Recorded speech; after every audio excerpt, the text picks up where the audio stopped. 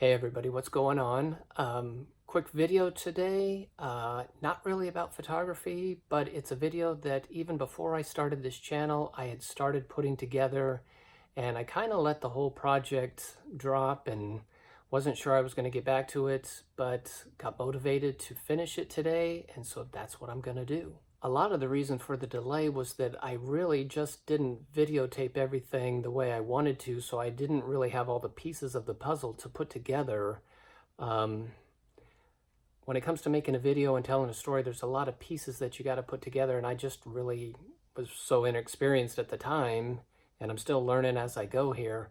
I just didn't feel like I had all the pieces to really tell the story properly, so I'm going to kind of disclaimer right off the bat here, that maybe all the parts of this story aren't perfect, but hopefully I can tell the story and piece it all together and make some sense out of it. Okay, my story today is about my son Timothy. Timothy is now 19 years old, and Timothy has been what my wife uses the word to describe him. She says that he is more. He's always been more. Everything he does, he's bigger, more. You know, if he's good, he's really good. If he's bad, he's really bad. If he's energetic, he's more energetic. He's just more. And I think that's a great way to describe him. As you can see from a few of the pictures that I pulled of him, he was always into baseball. That was his big dream. He wanted to be a catcher, which you got to be a little crazy to be a catcher. You got to be a little bit more, I guess. He was actually really good at it. And he was a high energy kid, which is not a bad thing, but I mean, it was a lot of work to raise Timothy. Even from the beginning, he was just energetic and a ball of fire. Now in 2004, we were living in Ohio. We're actually living in London, Ohio, and I was working in Dayton, Ohio, which is about an hour away. And I was teaching college, and I can distinctly remember driving to school one morning, and just as the song "I Can Only Imagine" started playing on the radio, the Lord said to me, "It's harder to raise a prophet." I knew immediately he was talking about Timothy, and at the time I took it as, you know, hang in there, he is more, but it's worth it. You know, it's going to be harder to raise somebody that I've called to be a prophet, but hang in there. So it was encouraging to me, and I immediately went home that evening, wrote the whole thing down, told Amy about it, and I mean, it was exciting. I didn't know what all of it meant. I don't know why the song was part of it, or why he told me that right as the song came on, but it was I just knew that there was a reason why he told me that right when that song came on. So I wrote it all down, kind of set it aside, and in my mind, I wasn't ever going to tell Timothy.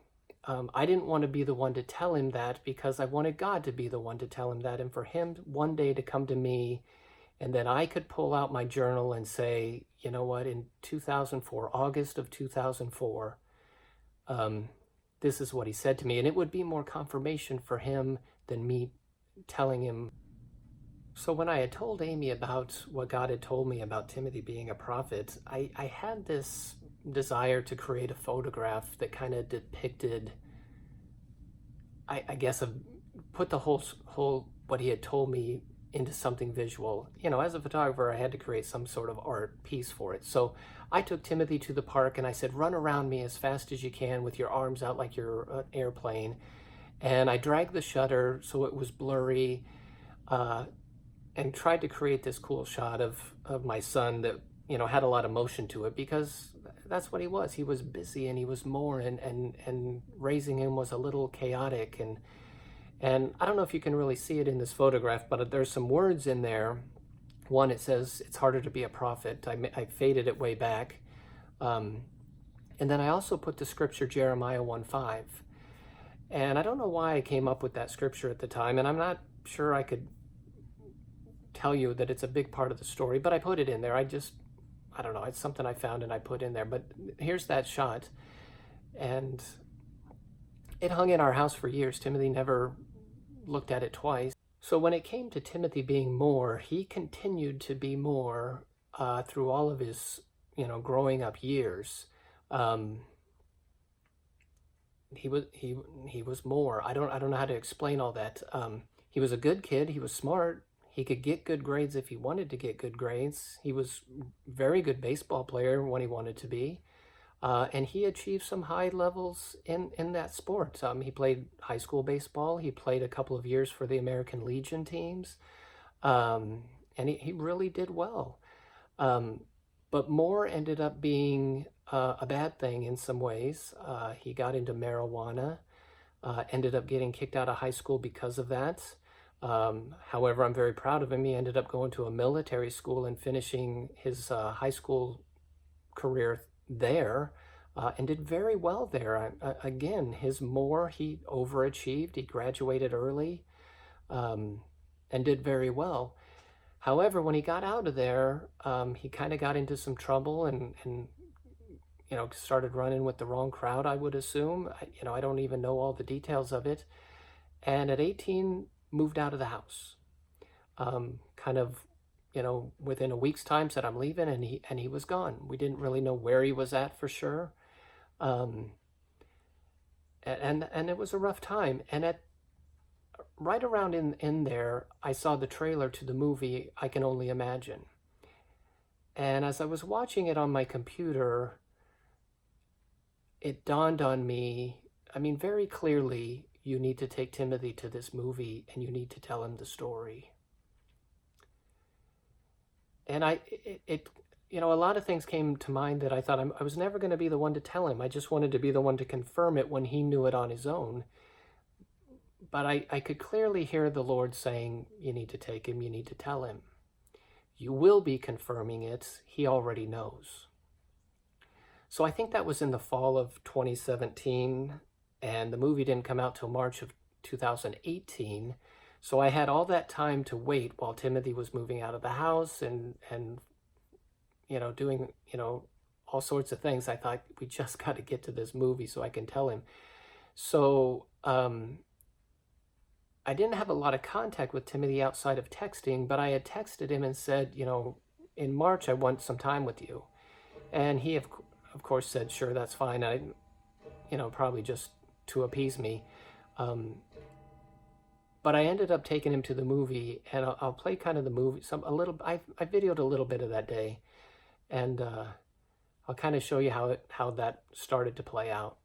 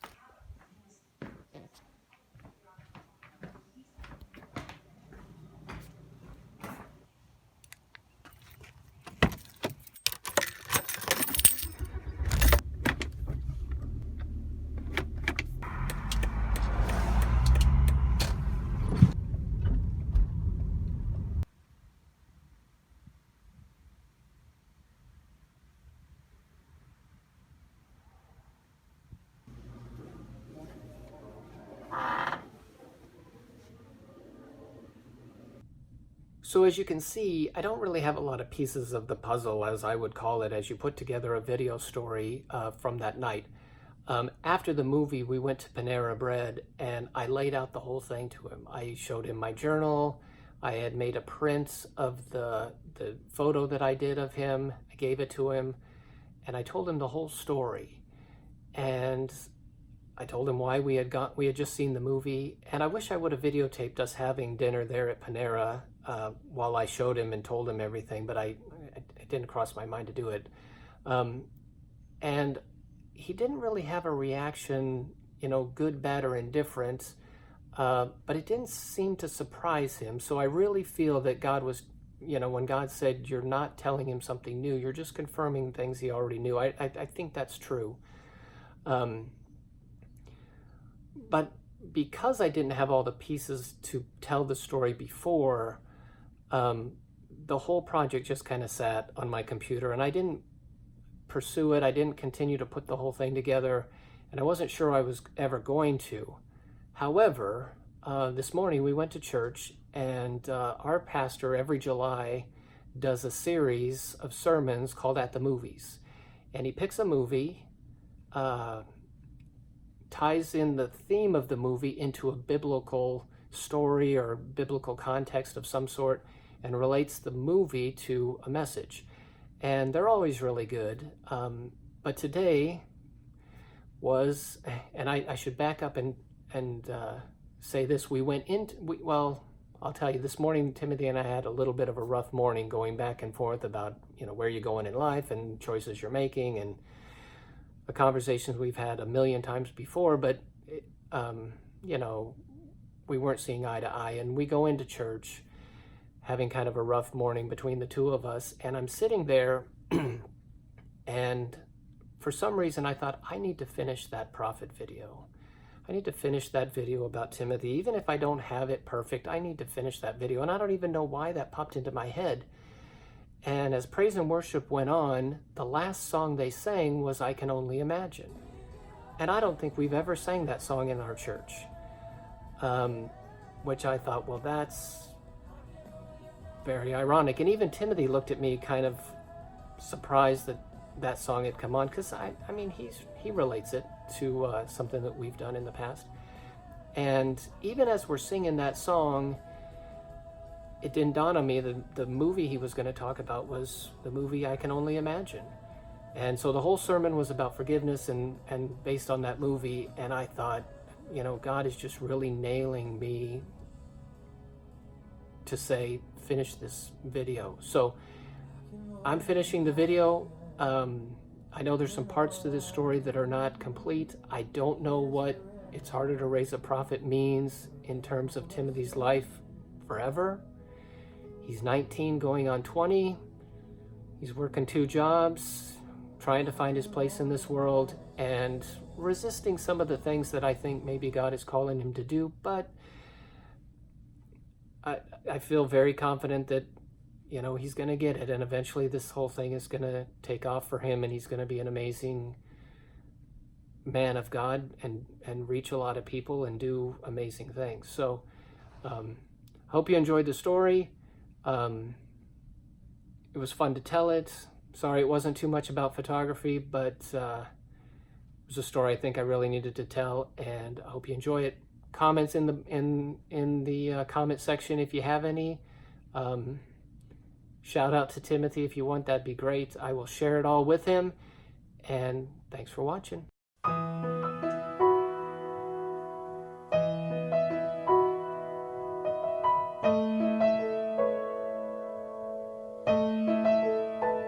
I can only imagine what it will be like when I walk by your side.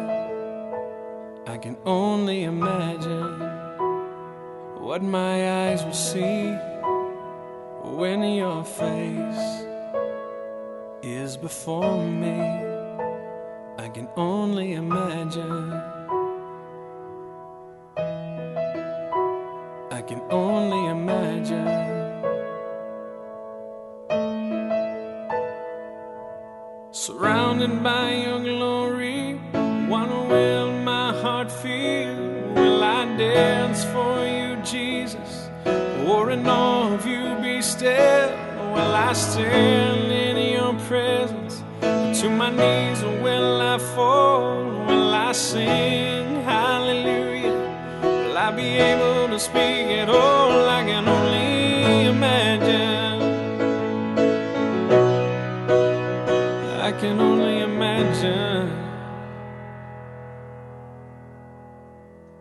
I can only imagine when that day comes, when I find myself standing inside. I can only imagine when all I would do is forever, forever kept you.